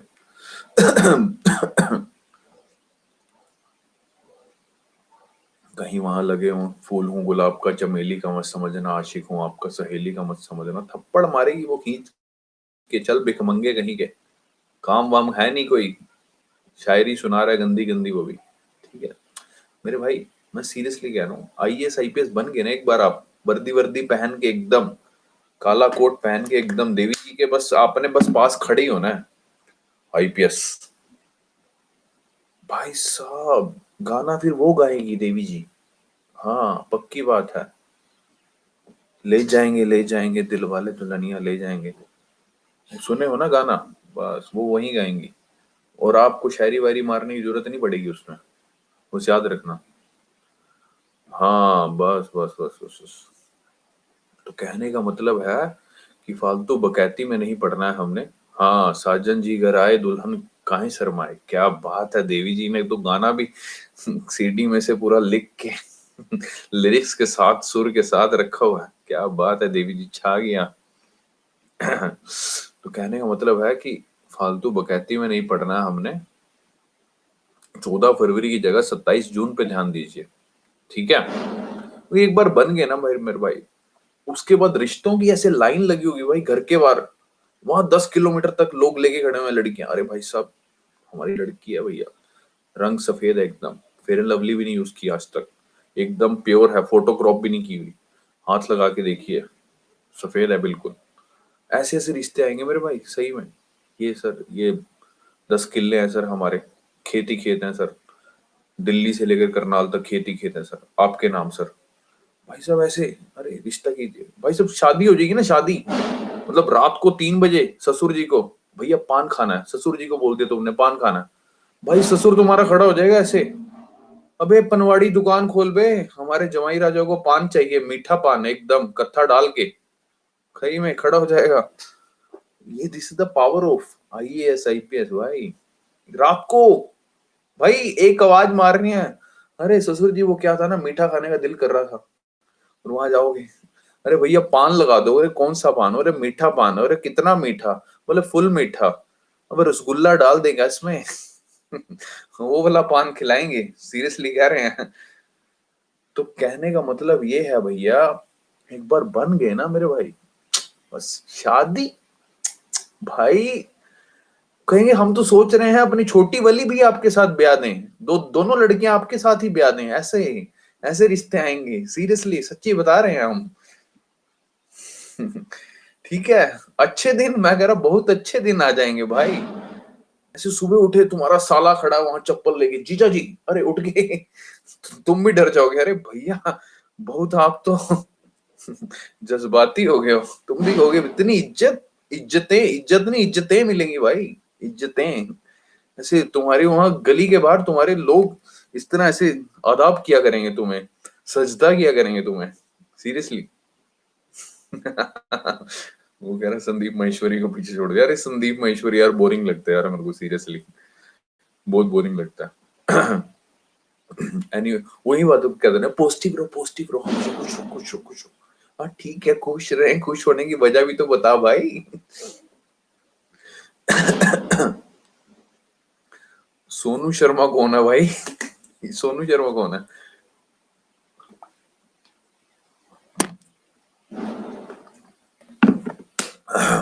अच्छा मोटिवेशन स्पीकर, ओके ओके। तो कहने का मतलब मेरे भाई, अगर आपको मीठा पान रसगुल्ले वाला खाना है तो बस कायदे से लग जाओ। अच्छा तुम्हारे को एक गुड न्यूज बताता हूँ यार, वो एक बच्चा है, आप लोगों के बैच का नहीं है, क्या कहते हैं, ओल्ड फाउंडेशन बैच का था, मतलब पिछले साल के बैच का, मतलब आप लोगों के बैच का नहीं है, साहिल नाम है उसका, आपको शायद मैम ने मे भी बताया नहीं बताया, उसका क्लियर हो चुका है, इसका सीडीएस का एग्जाम क्लियर हो चुका है उसका, रिटन एग्जाम क्लियर हो चुका है, और इंटरव्यू की अभी डेट नहीं आई है, आई होप मार्च में है मे बी, पॉसिबली। तो देखो यार तुम्हारे साथ के बच्चे निकल गए यार, तो अब अपने को भी करना है भाई, बस। ठीक है ना भाई, जोर लगा दो यार, कुछ भी नहीं है यार, सीरियसली भाई। भाई ऐसे गली में खड़े होंगे लोग तुम्हारे, तुम्हारे पड़ोसी भाई, गलती से चीनी खत्म हो गई है भाई, कट्टा ले आएंगे करियाने की दुकान खुलवा के, अरे भैया जी के घर में चीनी खत्म हुई तो हुई कैसे, हमारे होते हुए, शुक्ला जी के होते हुए चीनी कैसे खत्म होगी। सही बता रहा हूँ मैं, रिश्ते रिश्ते रिश्तों की लाइन भाई, चार चार भी ब्याह लोगे ना तब भी कोई नहीं, कुछ भी नहीं, सब मंजूर है, आइए साहब है भाई, बनता है इनका, चार चार बनते हैं, ठीक है। हाँ, तो कहने का मतलब ये है भाई, राजा राजा राजा वाली जिंदगी बनेगी भाई। सोच लो अब तुम, कि वो गंदी शायरी करनी है या लड़की ने वो गाना गाना, कौन सा था वो, साजन जी घर आए दुल्हन काहे शर्माए, ठीक है। हाँ। तो आ जाओ अब इधर, action of wind in desert, हवा का किस तरह से एक्शन होता है, कहाँ पे, डेजर्ट में, रेगिस्तान में। तो आ जाओ आ जाओ आ जाओ आ जाओ आ जाओ आ जाओ, अब इधर आ जाओ, होगी होगी बकैती होगी, अभी इधर आओ। तो जैसा कि हवा का पता होगा, वो कहता है कि wind is not an effective agent of erosion, transportation and deposition, okay. वो कहते हैं विंड इफेक्टिव एजेंट नहीं है इरोजन का, डिपोजिशन का, ट्रांसपोर्टेशन का, लेकिन लेकिन एरिड रीजन में ये बहुत ज्यादा एफिशिएंट है, यानी शुष्क क्षेत्रों में, जाहिर सी बात है, शुष्क क्षेत्रों में क्या होती है, मिट्टी होती है, तो मिट्टी को ज्यादातर कौन उड़ाएगा, मतलब एफिशिएंट कौन रहेगी, हवा रहेगी, जाहिर सी बात है, ठीक है। As compare to humid region, मतलब कि जहां पे पानी वानी होता है या चीकड़ विकड़ होता है या नॉर्मल जमीन होती है, वहां पे हवा इतनी एफिशिएंट नहीं रहती। आप शहरों में भी देख लेना, हवा इतनी एफिशिएंट नहीं रहती, लेकिन जो रेगिस्तान वाला एरिया होगा ना, रेगिस्तान वाला एरिया होगा ना, वहां पे एफिशिएंट रहेगी, क्योंकि वहां मिट्टी ज्यादा होगी, वहां पे बड़े बड़े स्काई स्क्रैपर्स नहीं होंगे, यानी बिल्डिंग्स नहीं है ना वहां पे, ओके। तो वो कहता है कि but wind is most efficient in arid region than humid region, क्योंकि वहां पे लिटिल मॉइस्चर होता है और लिटिल वेजिटेशन होती है, ठीक है। वेजिटेशन भी होता है, कम होती है, और मॉइस्चर भी कम होता है, ठीक है, एरिड रीजन में, which can not bind the loose surface materials, ठीक है, जो उसको बाइंड करके नहीं रख सकती, क्योंकि वो कहते हैं ना कि अगर पेड़ पौधे होंगे, वेजिटेशन होगी, तो वो मिट्टी को बाइंड करके रखेगी, okay. That's why wind is most efficient in arid region, and wind erosion is carried out in following ways. सबसे पहली है डिफ्लेशन। डिफ्लेशन आपने कहाँ पढ़ी थी, इकोनॉमिक्स में पढ़ी थी, ठीक है। अभी आपने कहाँ पढ़ी है, ज्योग्राफी में। ज्योग्राफी में कहाँ पे, विंड इरोजन, जो कि होती है आपकी डेजर्ट्स में, ठीक है। डिफ्लेशन का मतलब क्या होता है, लिफ्टिंग, लिफ्ट करना, उठाना, and blowing away of loose materials from the ground, ठीक है। लिफ्ट करना और ब्लो ऑफ कर देना loose material from the ground, which results into lowering of land surface, जिस वजह से जो लैंड सरफेस, जाहिर सी बात है, आपने कुछ लिफ्ट अप किया, आपने जमीन से कुछ लिफ्ट अप किया, देन वो ब्लो ऑफ हो चुका है, तो जो लैंड सरफेस है वो लोअर होगा ना, मतलब कि उसकी क्या कह देंगे, डेंसिटी कम हो जाएगी, okay. Which led to the lowering of land surface, which led to form the large depression, level कम हो जाएगा, which led to form the large depression known as deflation hollows. Example, Qatar depression is in Sahara desert, okay, just remember this thing, Sahara desert में Qattara depression, ये आपको picture दिखा देते हैं, आपको क्लियर हो जाएगा। इसको बोलते हैं डिफ्लेशन होलोस। हवाई लिफ्ट अप किया उसने और ब्लो ऑफ कर दिया, ठीक है, तो ये जो होलो बन गया, इसको क्या बोलेंगे, डिफ्लेशन होलो, ओके। डिफ्लेशन का मतलब क्या होता है, लिफ्टिंग और blowing away of the loose materials which sorry from the ground, ठीक है, which results in the lowering of land surface, उसका लेवल कम कर दिया, which led to form the large depressions known as deflation hollows. Example, Qatar depression in Sahara desert. Okay, I hope you got this. आगे चलते हैं, abrasion. Abrasion के बारे में, attrition के बारे में हमने पढ़ा हुआ पहले भी, तो अभी दोबारा से करेंगे। एब्रेशन में क्या होता है, स्क्रैचिंग अवे और पॉलिशिंग होती है मटेरियल्स की, ठीक है। वो कहता है sand blasting of rock surface by winds. Sand blasting क्या होती है, सैंड ब्लास्टिंग क्या होती है, एक प्रोसेस होता है, इवन की गई गाड़ियों की भी सैंड ब्लास्टिंग होती है, मशीनों की भी सैंड ब्लास्टिंग होती है, कभी गूगल पे सर्च करना सैंड ब्लास्टिंग। होता क्या है कि जो उनका पाइप होता है ना, आपने कभी गाड़ी धुलवाई होगी, उसमें से पानी निकलता है ना, जैसे उसी तरह से ना, एक इसी तरह से पाइप होता है, जैसे गाड़ी धुलवाए तो एकदम से वो तेज धार वाला प्रेशर नहीं निकलता पानी का एकदम से, गाड़ी धुलवाई हो या बाइक धुलवाई हो कभी कहीं पे, पानी निकलता है ना एकदम से तेज सा, उसी तरह से एक सैंड ब्लास्टिंग में क्या होता है, उसी तरह से एक पाइप होता है, उसमें से कुछ ना सॉलिड पार्टिकल्स होते हैं, कुछ सॉलिड पार्टिकल्स।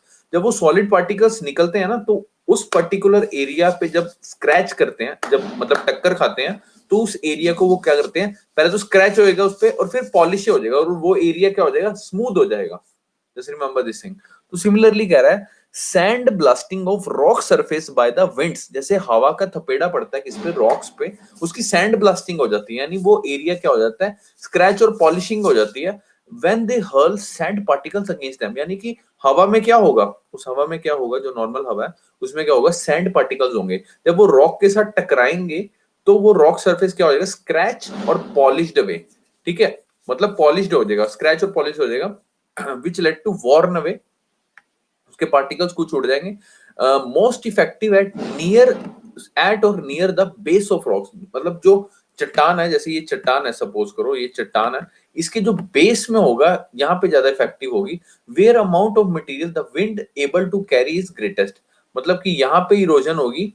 जैसे सपोज करो ये हवा का बहाव है, यहाँ हवा टकराई, हवा में क्या हो रही है, सैंड ब्लास्टिंग हो रही है, यानी कि मिट्टी की ब्लास्टिंग कर रही है इसके ऊपर, टकराएगी, इसके साथ टकराएगी चट्टान के साथ, चट्टान के भी कुछ मटेरियल उतरेंगे, जैसे स्क्रैच होंगे आपस में तो कुछ मटेरियल उतरेंगे और इसको फिर सारे को नीचे से बेस से उठा के ले जाएगी, मतलब नीचे की तरफ इरोजन होगी। Where it is most effective at और near the base of rocks, हाँ बिल्कुल, pressure, where amount of material the wind able to carry is greatest, that's why telegraph poles in desert is protected by a covering of metal for a foot or two above the ground। इस वजह से जो telegraph poles होते हैं desserts में, वो नीचे 1 foot या 2 फुट जमीन से ऊपर होते हैं और उनकी मेटल कवरिंग होती है आसपास। ओके, जैसे कि आपको दिखा देता हूँ पिक्चर में, आपने शायद देखे भी होंगे, ये देखो सर, मेटल की या फिर ये मिट्टी की इस तरह से कोई पत्थर की वो बना देते हैं प्रॉपर ना, एकदम शील्ड सी 1 फुट या 2 फुट की, ये देखो ये बनाई हुई है, देखी भी होगी शायद कहीं ताकि यहाँ पे इरोजन ना हो, इसकी टावर की इरोजन ना हो। ओके, यहाँ पे कोई रॉक हो उसकी इरोजन ना हो जाए। Okay, this is the basic. तो आपसे इस तरह से क्वेश्चन पूछ सकते हैं, why telegraph poles in desert are protected by a covering of metal for a foot or two above the ground, explain in 50 words. तो you just need to write the example of because of abrasion, abrasion की वजह से। ठीक है, क्योंकि desert area में abrasion effective होती है एट और near the base of rocks where amount of material the wind is able to carry the greatest. Okay, abrasion explain कर दिया, उसका रीजन एक्सप्लेन कर दिया, आपका आंसर हो गया। अगर आपको ये नहीं पता तो आप वहां कहोगे अरे यार टेलीग्राफ पोल में क्यों होती है, अब उनका दिल कर गया होगा कि नीचे बढ़िया सा बनाना है, एकदम मेटल का बनाना है, ठीक है, ताकि कल को आके सुट्टा उट्टा भी मार ले, वहां पे पूरी थड़ी सी बिठा रखी है। ठीक है, इस तरह से घटिया एग्जांपल नहीं देने, आपको अगर एब्रेशन पता होगा ना तो सही तरह से आप आंसर दे सकते हो। तो प्लीज मेक श्योर कि इस तरह से कंसेप्चुअल क्लैरिटी होनी चाहिए। ओके ठीक है, समझ आ गया। अभी आगे चलते हैं। उसके बाद आती है सर एट्रिशन। एट्रिशन, एट्रिशन क्या होती है सर, एट्रिशन क्या होती है, attrition means the process of reducing something strength, किसी की स्ट्रेंथ को कम कर देना, एट्रिशन, और इफेक्टिवनेस, उसकी इफेक्टिवनेस कम कर देना थ्रू सस्टेन्ड अटैक और प्रेशर, थ्रू सस्टेन्ड अटैक और प्रेशर। होता क्या है, विंड बॉर्न पार्टिकल्स, हवा में जो पार्टिकल्स होते हैं, they roll against one another in collision, मतलब काफी सारे पार्टिकल्स होते हैं हवा में, वो आपस में एक दूसरे टकराते हैं, जैसे हवा चलती है आपस में एक दूसरे टकराते हैं, कोलिजन होती है, they wear each other away so that their sizes are greatly reduce. उनके जो पार्टिकल्स के साइजेस होते हैं, जैसे इतने इतने होंगे सपोज, तो उनके पार्टिकल्स और कम हो जाएंगे क्योंकि वो आपस में कोलाइड हो रहे हैं। ठीक है, their sizes are greatly reduced and grains are rounded into millet seed stand. Millet समझते हो, मिलेट, बाजरा, बाजरा पता है, बाजरे की रोटी खाई है कभी, मिलेट तो पता होगा, सुना होगा बचपन में। ठीक है, उसकी जो बीज होते हैं उसकी शेप की हो जाती है मिट्टी। Okay, this process is known as attrition. इस प्रोसेस को क्या बोलते हैं, एट्रिशन, यानी कि हवा आती है, हवा में कुछ पार्टिकल्स होते हैं, ठीक है, बड़े बड़े पार्टिकल्स होते हैं, when they roll against one another, this rolling process or grinding process is known as attrition. ठीक है, उनका साइज कम होके ना इतना हो जाता है, ठीक है, यानी मिलेट सीड जितना हो जाता है उसको क्या बोलते हैं, मिलेट सीड सैंड, इस तरह से। This process is known as attrition, ठीक है। आपने नहीं देखे हो बाजरे के बीज तो आप गूगल करके देख सकते हो, ठीक है। तो इस प्रोसेस को क्या बोलते हैं, एट्रिशन। यानी कि पहले वो इतना था फिर वो इतना हो गया, यानी इसका मतलब क्या हुआ, एट्रिशन क्या प्रोसेस है, इट रिड्यूसिंग समथिंग स्ट्रेंथ और इफेक्टिवनेस उसकी कम कर दी थ्रू सस्टेन्ड अटैक और प्रेशर। ग्राइंडिंग हुई, कोलिजन हुई, अटैक हुआ, प्रेशर हुआ, जिसकी वजह से साइज जो बड़े से छोटा रह गया, रिड्यूस हो गया। इतना रिड्यूस हो गया कि ग्रेन्स का जो साइज है, कुछ जो पार्टिकल्स है उनका साइज कम होके कितना हो गया, मिलेट सीड सैंड जितना। Okay, and this process is known as attrition. Okay, आगे चलते हैं। इतना समझ में आया, ये समझ में आया। तीन प्रोसेस, इरोजन की तीन प्रोसेस बता दिए, ठीक है। Action of winds in desert, deflation, deflation hollows, depression. Second one is abrasion, second one is abrasion, scratch, polishing, telegraph pole वाला एग्जांपल। और तीसरा आया सर आपका एट्रिशन। ओके, इसमें आई थिंक कोई डाउट नहीं होना चाहिए, है कोई डाउट?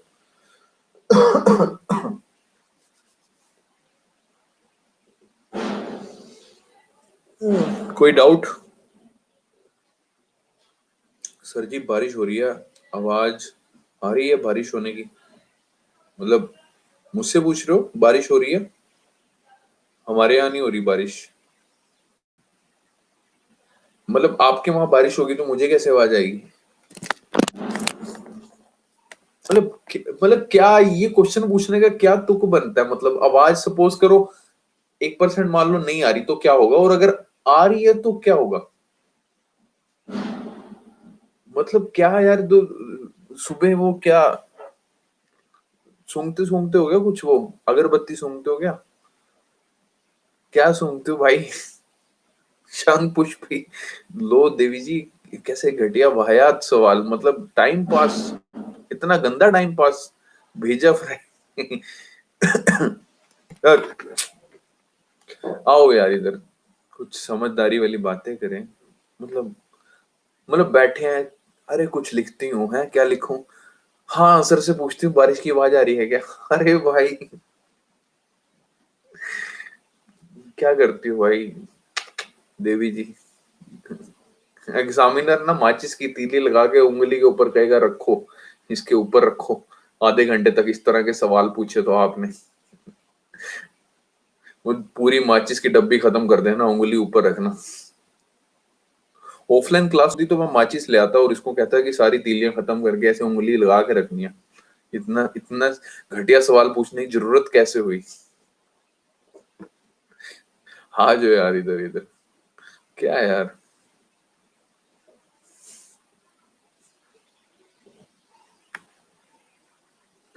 अभी भी लगी हुई है, कह रही हेडफोन लगा रखा है तो मुझे आवाज आ रही है। अरे भाई चुप हो जाओ, उंगलियां थाम लो। तो तुम्हारी जरूरत कैसे हुई ये टाइप करने की?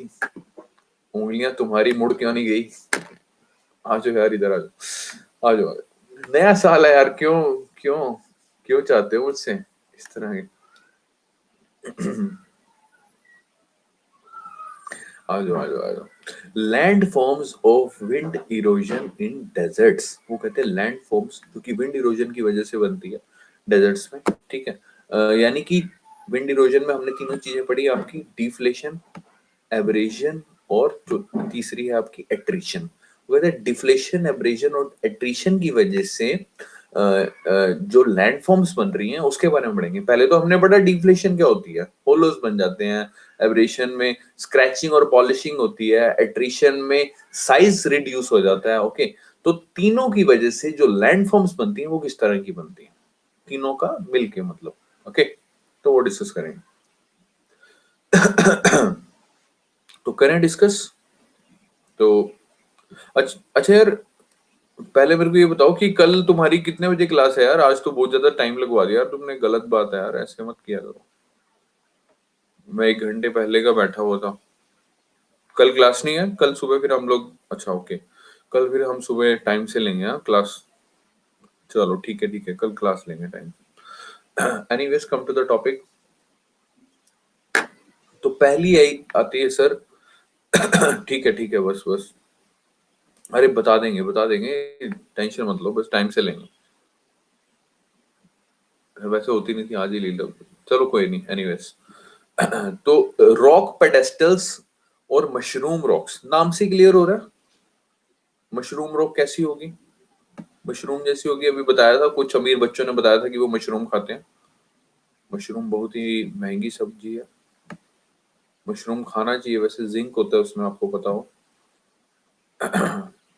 शादियों में भी देखा होगा आपने मशरूम डुप्लेक्स, ठीक है, ज्यादातर अच्छा होता है, दारू वारू के साथ भी बड़ा लोग खाते हैं, खाना पसंद करते हैं मशरूम डुप्लेक्स। काफी अच्छी और हेल्दी चीज होती है मशरूम। हाँ हाँ, इस तरह से भाई साहब। ठीक है, मशरूम रॉक्स होता क्या सर? हाँ हाँ, अमीर लोग खाते हैं, बिल्कुल बिल्कुल। तो आइए सर, इसके बारे में कुछ हम पढ़ लें। सैंड ब्लास्टिंग इफेक्ट ऑफ, अरे मतलब देवियां देखना, little bit taste of chicken. आ जाओ यार इधर, मैंने छोड़ दिया 2021 में चिकन खाना, ऐसे आग के ऊपर हाथ रख के मेरी बीवी ने कसम खिलाई थी। ठीक है, तो अभी 2021 में छोड़ दिया यार मैंने चिकन खाना। जीवों की हत्या नहीं करनी, मतलब हत्या तो हो रही है, मतलब कोई किसी ने हत्या की तो तुमने नहीं खाना उसको, ठीक है ना। हाँ यार, छोड़ दिया यार मैंने, बस यार अब वही घास फूस खाएंगे तुम्हारी तरह। वही बनाती है वो पोहा, पता नहीं क्या क्या होता है वो, खिचड़ी, पोहा, दलिया, आ, खाते हैं यार। चलो कोई नहीं, अभी देखते हैं कितने दिन तक चलेगा ये बकैती, देखते हैं अभी। बीमार बीमार ना हो जो, मेरा वजन भी कम हो गया 2 किलो। अब बर्ड फ्लू, अच्छा एक दूसरा रीजन ये है, एक तो बर्ड फ्लू भी आ गया अभी, थोड़ा ना चिकन विकन कम कर दो और अंडे भी ना खाना, just for the sake of your health. हाँ।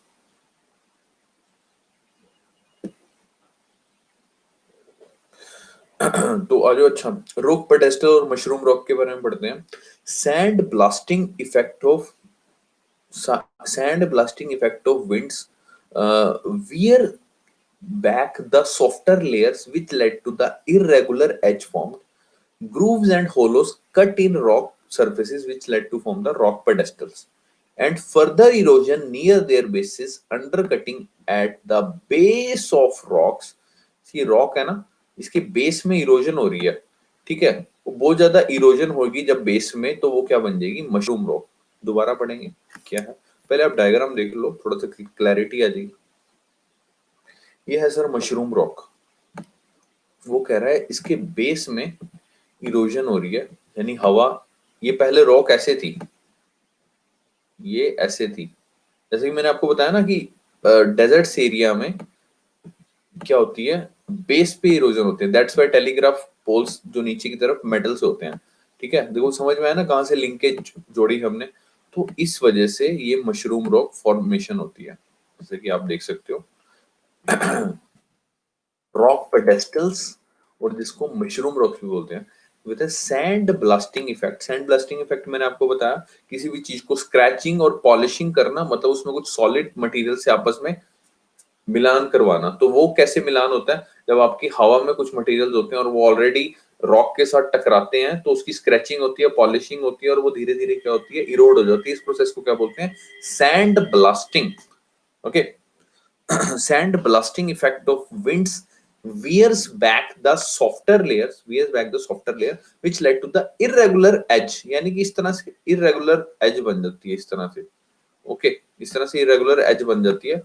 तो grooves and hollows यानी छोटे छोटे गड्ढे और कट्स लग जाते हैं इस तरह से ना रॉक में, ठीक है, जिसको क्या बोलते हैं, रॉक पेडेस्टल। वो कहते हैं कि फिर फर्दर इरोजन होती रहती है उसके बेस में। अब इसके बेस में फर्दर इरोजन होगी, तो ये नीचे वाला हिस्सा और पतला हो जाएगा और ऊपर वाला ऐसे बड़ा सा रह जाएगा, ठीक है। तो जो कि क्या बन जाएगा, मशरूम रॉक बन जाएगा। Example in Sahara desert, mushroom rocks आपको देखने में को मिलेंगे सहारा डेजर्ट में। सहारा डेजर्ट कहाँ पे है, अफ्रीका में, अफ्रीका के काफी सारी कंट्रीज में। ओके, आपका होमवर्क है, आपको लिखना है कि सहारा डेजर्ट किस किस कंट्रीज में फैला हुआ है। जहां तक मेरे को ध्यान है शायद 11 कंट्रीज में है शायद, देखना। होमवर्क है आपका, देखना ऊपर के कंट्रीज में। Okay, anyways this is the example of mushroom rock. उसके बाद आगे चलते हैं। ये देख सकते हो सर आप मशरूम रॉक, ये काफी पुरानी मशरूम रॉक है, ठीक है। ये देख सकते हो सर आप, नीचे इरोजन हुई पड़ी है। तो कोई आपको दिखाए कि भाई साहब ये देख क्या चीज है, तो उसको बताना है आपने कि भैया ये मशरूम रॉक है। आप बोलोगे मशरूम रॉक क्यों बोलते हैं, उसे बताना है अबे मूर्ख, क्योंकि ये मशरूम शेप की है इसलिए मशरूम रॉक है। अच्छा, फिर वो पूछे कहाँ पाई जाती है, अच्छा राजस्थान, रेगिस्तान में, राजस्थान में नहीं, रेगिस्तान में पाई जाती है, डेजर्ट्स में पाई जाती है। फिर वो पूछेगा कि डेजर्ट्स में क्यों पाई जाती है, उसको बताना है अबे मूर्ख, क्योंकि यहाँ पे सैंड ब्लास्टिंग इफेक्ट होता है। किसका? विंड्स का सैंड ब्लास्टिंग इफेक्ट करती है, जिस वजह से जो इरोजन होती है वो बेस में ज्यादा होती है। डेजर्ट्स में इरोजन जो कि बेस में ज्यादा होती है। तो कहते हैं कि अच्छा, फिर वो पूछेगा कि अच्छा तभी करके टेलीग्राफिक पोल्स जो उनसे होते हैं वो नीचे की तरफ अपना 1 या 2 फुट उनके नीचे वो लगाई होती है, मेटल्स की स्लैब सी बनी होती है, या मिट्टी की या पत्थर की स्लैब बनी होती है। हाँ, यही रीजन है। हाँ, थप्पड़ तो मारना ही है ना उसको, उसको कोई पता नहीं है ना, उसको ये चीजें बतानी है। और उसको तीनों फैक्टर बताने हैं कि विंड इरोजन के 3 फैक्टर होते हैं मेरे भाई, डिफ्लेशन होता है, और दूसरा होता है एब्रेशन होता है, और तीसरा होता है सर आपका एट्रीशन। हाँ, उसको बताना है कि भाई ये सुट्टा वुट्टा मारने के लिए नहीं छड़ी बना रखी, ये मेरे भाई इसलिए बना रखी है ताकि इरोजन ना हो, क्योंकि डेजर्ट में इरोजन होती है बेस पे, ये उसको समझाना है, ठीक है ना, थप्पड़ थप्पड़ मार के। तो 3 फैक्टर हैं इंपॉर्टेंट विंड इरोजन के, WEV, wind erosion is equal to desert, oh sorry, deflation, abrasion and then attrition। और तीनों की मिलके यहाँ पे इरोजन हुई बेस पे, जिस वजह से क्या हुई, क्या हुई, सैंड ब्लास्टिंग इफेक्ट हुआ ना, सैंड ब्लास्टिंग इफेक्ट हुई, और जिस वजह से ये क्या बन गई आपकी मशरूम रॉक, इरोजन हुई आपकी बेस में, sand blasting effect. Just remember this thing. Sir बारिश में भी इसके नीचे बैठ सकते हैं। आ, क्या बात है देवी जी, बैठ सकते हैं, बैठ सकते हैं, बिल्कुल बिल्कुल। अबे बारिश कहाँ आएगी रेगिस्तान में,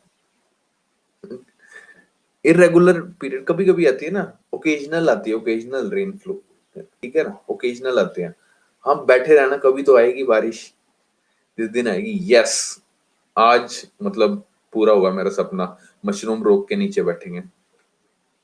तो मतलब किसी को ऐसे लारा भी लगाना हो तो लारा भी लगा सकते हो ना, किसी दोस्त को या सहेली को ऐसे, जानू मैंने सपना देखा है मशरूम रॉक के नीचे, जिस दिन बरसात आएगी ना, मशरूम रॉक के नीचे बैठेंगे, ठंडी गरम गर्मा गर्म चाय पियेंगे, सहेली तुम्हारी जाके बैठ गया है, अरे जानू यहाँ बारिश नहीं आ रही है। अरे जानू मैं एक चीज तो बताना भूल गया, ओकेजनल रेनस्टॉर्म्स होते हैं यहाँ पे कभी कभी। तो ठीक है। तो ध्यान रखें, बारिश कभी कभी होती है, ऐसे ही जाके वहां पे समय जाया ना करें आप अपना और अपने जानू का, ठीक है। तो आगे चलते हैं सर, जियोगन। जियोगन क्या है, जियोगन? जियोगन के बारे में पढ़ेंगे। इट्स अ टेबुलर मास, मतलब टेबल फॉर्म में टेबुलर मास होता है, which have a layer of soft rocks lying beneath a surface layer of most resistant rock, lying beneath a surface layer of most resistant, मतलब ऊपर की तरफ क्या होती है, सॉफ्ट रॉक होती है, और नीचे की तरफ क्या होती है, हार्ड रॉक होती है। जैसे कि आपको एक बार डायग्राम दिखाते हैं, क्लियर हो जाएगा। ये टेबुलर मास होता है, ऊपर सॉफ्ट रॉक है, लेकिन नीचे नीचे की तरफ क्या है, हार्ड रॉक कहेंगे या फिर मोस्ट रेजिस्टेंट रॉक, ओके। इसको बोलेंगे जियोगन, टेबुलर मास। अब इसकी डेफिनेशन पढ़ते हैं, क्लियर हो जाएगा। Tabular masses which have a layer of soft rocks lying beneath a surface layer of most resistant rocks, mechanical weathering initiates there formation, mechanical weathering की वजह से इसकी फॉर्मेशन स्टार्ट होती है, इनिशिएट होती है, opening up the joints of the surface rock, ठीक है। एंड एब्रेजन, विंड एब्रेजन की वजह से डीप फरोज फर्दर डेवलप, ठीक है। And hard rocks that then stand above furrows as ridges और ज्यूगन। और जो हार्ड रॉक जो खड़ी रहती है, मतलब जो नीचे की तरफ है, उसको क्या बोलेंगे, रिजिस। ऐसे स्टैंडिंग में बोलते हैं ना उसको, रिजिस बोलते हैं, या फिर क्या बोलेंगे, ज्यूगन बोलते हैं, ज्यूगन। G1 क्या है? एक टेबुलर मास है। ऊपर क्या है इसके? सॉफ्ट रॉक है और नीचे क्या है इसके? हार्ड रॉक है, या फिर आप कह सकते हो मोस्ट रेजिस्टेंट रॉक। ठीक है। इसमें कुछ सैंड ब्लास्टिंग की वजह से ये देख सकते हो अंडुलेटिंग सी भी है, कुछ डीप फरोस यानी कुछ छोटे छोटे खड्डे भी हैं इसमें, जैसे कि आप देख सकते हो, हल्के हल्के आपको नजर आ रहे हो अगर आप, हल्के हल्के। तो ये जो रिज फॉर्मेशन है, इस तरह से ये जो इस तरह की रिज बन गई है, ओके, इसको क्या बोलेंगे? ज्यूगन बोलेंगे। Okay, very simple. पहला था मशरूम रॉक और दूसरा था ज्यूगन। ओके, उसके बाद पढ़ते हैं सर यार्डंग्स। यार्डंग्स क्या होता है? It is quite similar to ridge and furrow landscape of zeugen are steep sided yardangs. ये थोड़ी सी मतलब कि इसकी जो हाइट होती है वो ज्यादा होती है, मतलब स्लैंट होती है, बिल्कुल स्टीप होती है। It is found in Atacama desert. Atacama desert कहाँ पे है आपका? कोई बताएगा अटाकामा डेजर्ट कहाँ पे है? चिली और सेंट्रल एशिया। अटाकामा डेजर्ट जल्दी से बताओ कोई।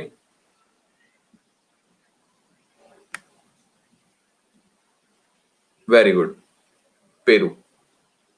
रश रशिया कौन बोला भाई? पेरू में ना, पेरू में। रशिया कहाँ से आया भाई? एनीवेज, चिली साउथ अमेरिका में, सेंट्रल एशिया में। ठीक है, यार्डंग्स मिलेंगे आपको। आपको पिक्चर आपको दिखा देते हैं यार्डंग्स की। ये थोड़े स्टीप साइडेड होंगे, मतलब एकदम खड़े मिलेंगे आपको। ओके, जैसे कि आपको डेफिनेशन में भी लिखा हुआ, it is quite similar to ridge and furrow landscape of zeugen but are steep sided. ठीक है, are known as yardang. It is found in Atacama desert in Chile in central Asia. Okay, तो अभी यहां तक समझ में आया? यहां तक कोई डाउट हो? यार्डन्स तक डाउट हो? तीन तरह की लैंड फॉर्म्स करी है हमने, तीन तरह की लैंड फॉर्म्स की है।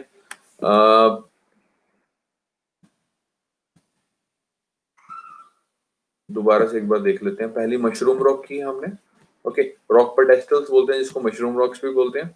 दो चार बार पढ़ोगे रिवाइज हो जाएगा। इसकी सिर्फ डायग्राम आपने दिमाग में रखना है तो डेफिनेशन अपने आप बन जाएगी। दूसरी है ज्यूगन और तीसरी है आपकी यार्डंग्स। ओके, इसमें कोई डाउट हो? एक बार मैं फिर से, क्योंकि ये 60 स्लाइड्स की है, ये जो पीपीटी है, तो 30 स्लाइड्स हो चुकी हैं हमारी, तो बाकी रिमेनिंग हम लोग कल करेंगे। तो एक बार आपको मैं ये दिखा देता हूँ शुरू से, एक बार स्क्रीनशॉट लेने और ले लेना। एक बार दिखा देता हूँ मैं आपको। जैसे कि चैप्टर शुरू किया था हमने, चैप्टर नंबर 7, एरिड और डेजर्ट लैंडफॉर्म्स। ओके, डेजर्ट्स कहाँ पाए जाते हैं? 15 डिग्री नॉर्थ साउथ से लेके 30 डिग्री नॉर्थ साउथ। ठीक है, इसके बीच में डेजर्ट्स मिलेंगे आपको।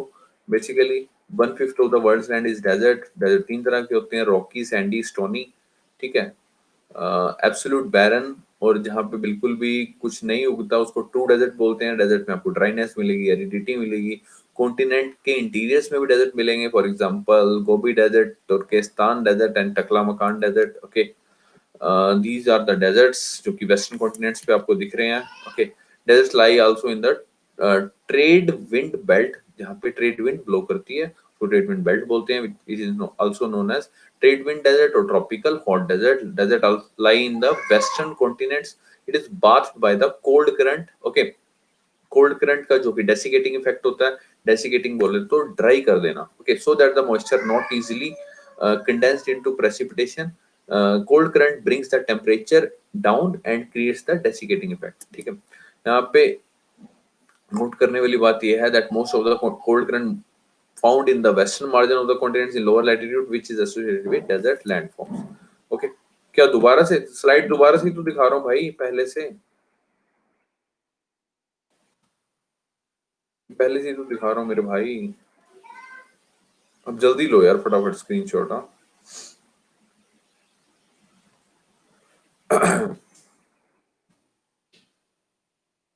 जल्दी जल्दी जल्दी जल्दी। तो ये देख सकते हो आप ट्रेड विंड्स वाला area, trade wind belt, trade wind deserts भी बोलते हैं इनको। ओके,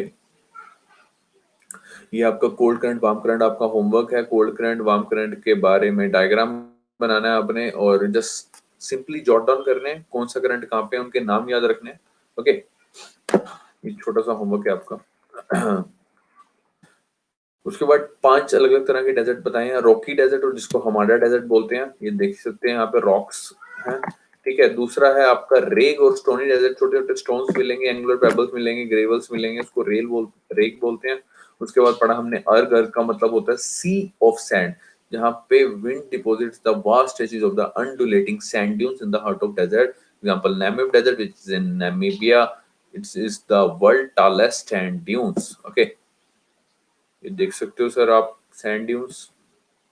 उसके बाद बैडलैंड्स यहाँ पे हिली एरियाज में ओकेजनल रेनस्टॉर्म, याद रखना ओकेजनल मेरे भाई, रोज रोज बारिश नहीं आती, कहीं वहां मशरूम रॉक के नीचे बैठे हो चाय का ग्लास लेके, ठीक है। Which convert this hills into gullies and ravines. Okay, just remember this thing.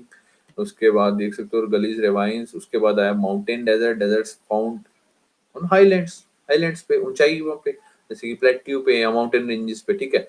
Erosion dissected the desert highland into harsh or serrated outlines and their steep slope cut by wadis। वादीज समझते हो, वो कहते हैं ना कश्मीर की वादियों में जाना, वो वादी क्या होती है, वहां पे झरना सा बह रहा होता है उन वादियों में। ओके, अभी देखना, गूगल पे सर्च करना, एग्जांपल सहारा डेजर्ट में आपका अगर माउंटेन्स, तिबेस्ती माउंटेन। ओके, ये देख सकते हो सर आप माउंटेन डेजर्ट। उसके बाद आया मैकेनिज्म ऑफ एरिड इरोजन। अब 5 तरह के प्रोसेसेस की वजह से irregular rainfall, high temperature, rapid rate of evaporation and the next one is sub aerial denudation. These 4 factor contribute to the desert landscape और desert landform. Okay, there are 4-5 processes, जैसे कि weathering जो कि काफी important factor है, जो कि convert करता है रॉक को सैंड में। लो रेन जो कि पेनिट्रेट हो जाती है चट्टान के बीच में, it set up the chemical reaction. Intense heating की वजह से दिन में और कूलिंग की वजह से रात में, रेडिएशन की वजह से स्ट्रेसेस फॉर्म हो जाते हैं, then formation of cracks. Okay, and the last one is heating of rocks. चट्टानें जब गर्म हो जाती है तो आउटर सरफेस एक्सपेंड हो जाता है, which led to the peel off in successive very thin layer, for example onion piling process, जिसको एक्सफोलिएशन भी बोलते हैं। ओके, उसके बाद आगे हमने पढ़ा कि विंड्स का कैसे एक्शन है डेजर्ट में, एक तो डिफ्लेशन करना और दूसरा है एब्रेजन। डिफ्लेशन मतलब लार्ज डिप्रेशन बना देना, यानी कि लिफ्टिंग और blowing away of the loose material from the ground which results into lowering of the land surface, उसका लेवल कम हो जाता है, which led to form the large depression known as deflation hollows, example Qatar depression in Sahara desert। okay, this is the deflation hollows। Next one is abrasion, that is scratching or polishing, that is sand blasting of the rock surface by the winds। wind में कुछ particles होते हैं, कुछ solid particles होते हैं, छोटे मोटे मोटे कण होते हैं, जब वो rock के साथ टकराएंगे, लिखा हुआ ना when they hurl sand particles against them which led to form the rock surface scratched or polished which led to worn away। and most effective कहाँ पे होगा, near at or near the base of rock where amount of material the wind is able to carry is greatest। that's why telegraph pole in the desert is protected by a covering of metal for a foot or two above the ground। Okay, as you see, this is the telegraph pole। Okay, the next one is attrition, that is reducing something strength, पहले बड़ा था उसके बाद कम हो गया, through sustained attack or pressure। wind-borne particles roll against one another in collision, they veer each other away so that their sizes are greatly reduced and grains are rounded into millet seeds and बाजरे का जो बीज होता है उसके जितना बिल्कुल छोटा सा। Okay, and this process is known as attrition. Okay, उसके बाद इन तीनों प्रोसेसेस की वजह से, दैट इज डिफ्लेशन, एब्रेजन और एट्रिशन की वजह से जो लैंड फॉर्म्स होती हैं, जैसे कि रॉक पेडेस्टल और मशरूम रॉक्स बोलते हैं, जैसे कि दिखाया आपको। उसके बाद आपको दिखाया जैसे ज़्यूगन, दैट्स अ टेबुलर मास, ठीक है। विंड इरोजन की वजह, एब्रेजन की वजह से डीप फरोस हो जाते हैं, यानी गड्ढे हो जाते हैं, ठीक है। और hard rocks then stand above furrows as ridges और ज़्यूगन। उसके बाद यार्डंग पड़ा, it is quite similar but इसकी स्टीपनेस ज्यादा होती है, मतलब कि एकदम खड़ा होता है, खड़ा पत्थर जिसको बोलते हैं। ये देखो सर, यार्डंग्स। ओके, सो ये देखो सर, ये डायग्राम में देख सकते हो, ये मशरूम रॉक है, ये ज़्यूगन है और ये आपके यार्डंग है। Okay, so that's and for the today's lecture. NCERT NCERT मैंने थोड़ी करानी है, एनसीईआरटी तो खुद करनी है भाई। देवी जी पीछे चल रहे हो आप, एनसीईआरटी तो करवा दी है। हाँ जी हाँ जी हाँ जी, बोलो जी, बोलो बोलो बोलो, जल्दी बोलो फटाफट। Sir I am the new, that's why, okay. Devi ji मैंने इनको बोला था बच्चों को, आप अपने सहपाठियों से पूछ सकते हो कि एनसीईआरटी आपने कवर करनी है। ये हम लोग जीसी लोग करवा रहे हैं और ये जीसी लोग का चैप्टर नंबर 7 चल रहा है।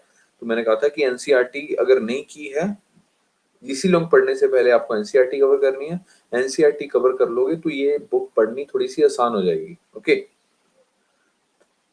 तो एनसीईआरटी आपने पढ़नी है 6 to 12, स्पेशली आपने 11th क्लास की एनसीईआरटी तो पढ़नी ही पढ़नी है, उसके नोट्स बनाने और उसको रट्टा मार के अच्छे से पीना है। 11वीं क्लास की एनसीईआरटी तो पढ़नी ही पढ़नी है। लेक्चर नहीं मिला, 6 चैप्टर का लेक्चर नहीं मिला तो रवि सर को बोलना, अपलोड कर देंगे वो। ये तो मैंने अभी रिकॉर्ड हो चुका है।